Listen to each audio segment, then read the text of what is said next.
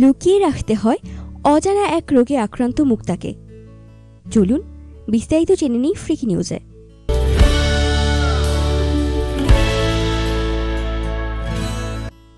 সাতক্ষীরা সদর উপজেলার কামারবাইশা গ্রামের 12 বছরের কিশোরী মুক্তা।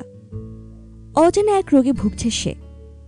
এমন এক রোগ তার ডান হাতে দেখা দিয়েছে, যা দেখলে মনে হয় গাছের বাকল দিয়ে ছেয়ে গেছে পুরো হাত। মুক্তার বাবা মুদি দোকানি ইব্রাহিম বলেন, মেয়েটা আমার কামারবাইশা প্রাইমারি স্কুলে 3য় শ্রেণীতে পড়ে। 3 বছর আগেও স্বাভাবিক বাচ্চাদের মতোই ছিল, নিয়মিত স্কুলে যেত।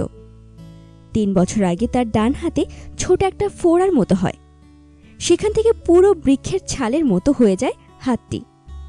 বর্তমানে রোগটি তার হাত থেকে বুকের আশেপাশেও ছড়িয়েছে।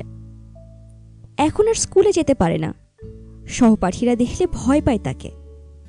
মুক্তার বাবা আরও বলেন, বিভিন্ন হাসপাতালে নিয়ে অনেক ডাক্তার দেখিয়েছি, কিন্তু তাতে সুফল মেলেনি। এখন অনেকটা লুকিয়ে রাখতে হয় মুক্তাকে। তাছাড়া আমরা অনেকটা গরিব মানুষ, ঢাকায় নিয়ে চিকিৎসা করানোর মতো সাধ্য আমাদের নেই। এদিকে স্থানীয় চিকিৎসকরা উন্নত চিকিৎসার কথা বললেও অর্থের অভাবে তার দরিদ্র বাবার পক্ষে সম্ভব হচ্ছে না। মুক্তা জানায়, আমি সুস্থ হয়ে স্কুলে যেতে চাই। আমার বন্ধুরা আমাকে দেখলে ভয়ে পালিয়ে যায়, এখন আর কাছে আসতে চায় না। আমি আবার ভালো হতে চাই। অপরদিকে বর্তমানে মুক্তার সুস্থ হওয়ার হাল ছেড়ে দেওয়া পরিবারটি মুক্তার সুচিকিৎসার জন্য সরকার ও সমাজের বিত্তবানদের সহযোগিতা চেয়েছেন।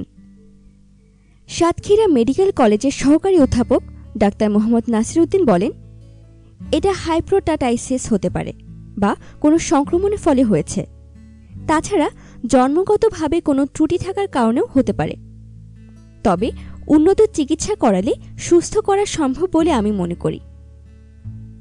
ভিডিওটি ভালো লাগলে লাইক করতে এবং কমেন্ট করে আপনাদের মূল্যবান মতামত আমাদের সকলের সঙ্গে শেয়ার করতে ভুলবেন না কিন্তু।